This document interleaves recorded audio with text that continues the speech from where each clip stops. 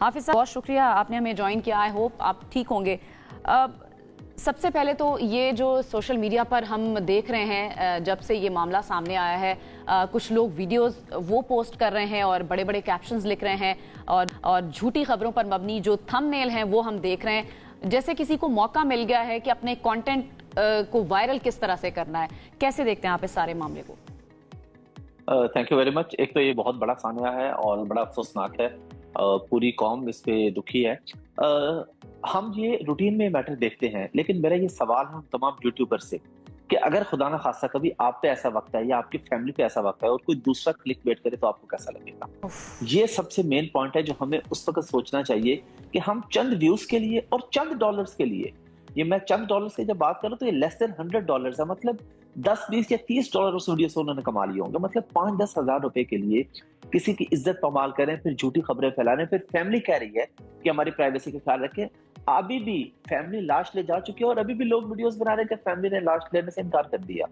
तो ये इंतहाई अफसोसनाक है। ऐसे मौके पे मैं नहीं समझता कि मैं बहुत अरसे से कंटेंट बना रहा हूँ, लेकिन मैंने कभी भी ऐसा, अभी ये आप खुद से बात कर रहे हैं, इससे पहले मेरे पेज पे, मेरे यूट्यूब पे इस किस्म का कोई कंटेंट नहीं है।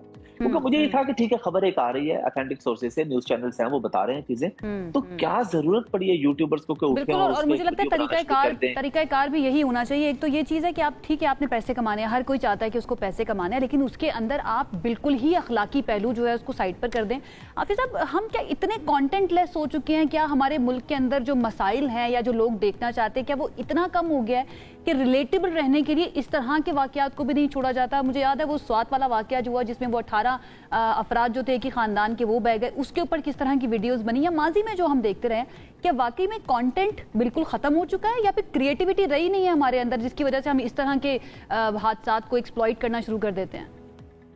आपकी बात बिल्कुल दुरुस्त है। इसमें सवात वाक़े पे भी, और अभी जो पहले आप बात कर रहे थे कि लाश की बेहुरमती की जा रही है, वो दिखाई दे रहा है। अब सवात थाने में जो लोग चले गए, उनकी तस्वीरें बार बार थंबनेल में लगा के हम लोग साबित क्या करना चाहते हैं? इससे साबित तो सिर्फ यही होता है कि जो भी बंदा ये काम कर रहा है, ये बंदी ये काम करे, उनको सिर्फ व्यूज चाहिए।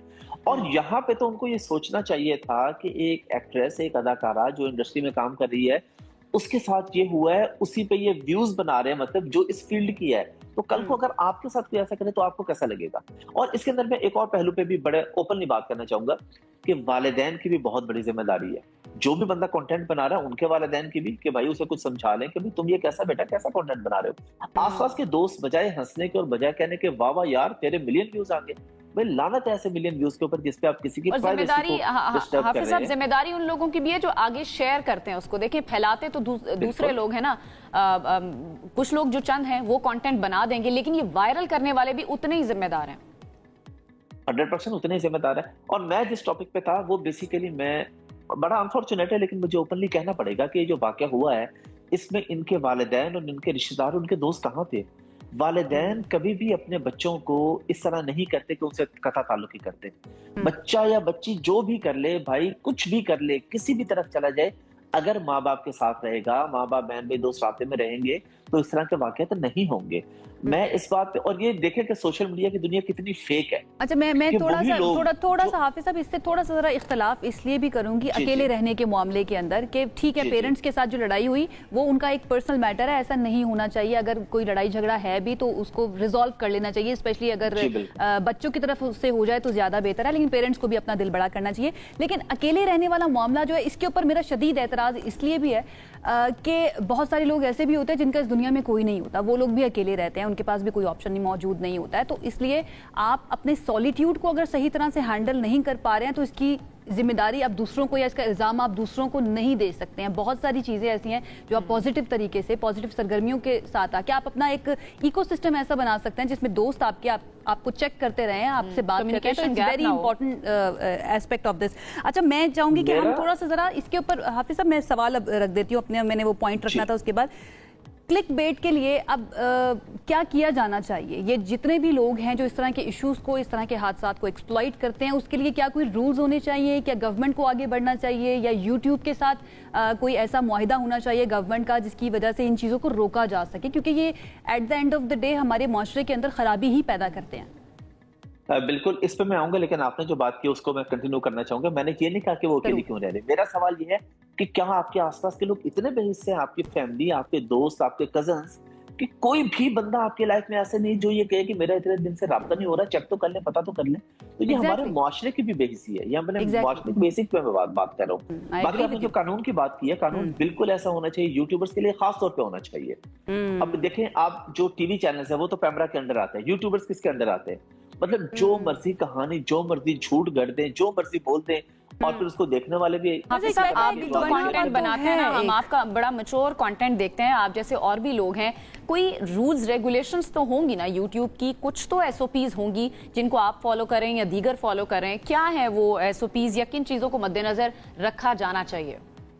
नहीं, अनफॉर्चुनेटली इस तरह यूट्यूब का ओपनली कुछ नहीं है। जब तक कि कोई रिपोर्ट ना करे कि ये बंदा ये बंदी रेगुलर जो है फेक न्यूज फैला रहे हैं, तो ये यूट्यूब तो हम बहुत बड़ी बात करें, यूट्यूब ना इन चक्रों में पड़ेगा, ना उसके पास इतना टाइम है। ये हमारे मुल्क के हमारे इदारों की एक्ट भी तो है गवर्नमेंट की तरफ से जो बनाया गया था, फेक न्यूज की आपने खुद ही बात कर दी, उस चीज को हैंडल करने के लिए। तो वो क्या बिल्कुल भी इसके अंदर काम नहीं कर रहा है या उसका कोई असर नहीं हो रहा है? देखा ना, बिल्कुल कोई असर नहीं हो रहा ना, उन्होंने तो कोई एक्शन नहीं लिया।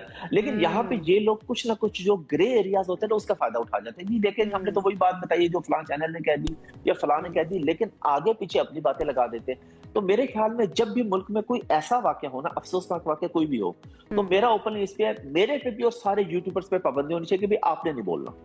टीवी चैनल्स हैं, ऑथेंटिक इन्फॉर्मेशन लेके आएंगे, फेक न्यूज कोई नहीं होगी, बस वो बात करें, आपकी बात करने की जरूरत नहीं है। इसीलिए मैंने इसका कंटेंट नहीं बनाया कि मैंने कहा कि बस बन रहे एक इन्फॉर्मेशन आ रही है, और ये एक दुख का मौका है, बहुत ही इम्पोर्टेंट पॉइंट जो है ना ये उठाया है, क्योंकि न्यूज चैनल्स जब कोई भी इन्फॉर्मेशन लेकर आता है या उनके डिजिटल मीडिया के हैंडल्स कोई इन्फॉर्मेशन लेकर आ रहे हैं, तो ये यकीन होता है कि वो ऑथेंटिक न्यूज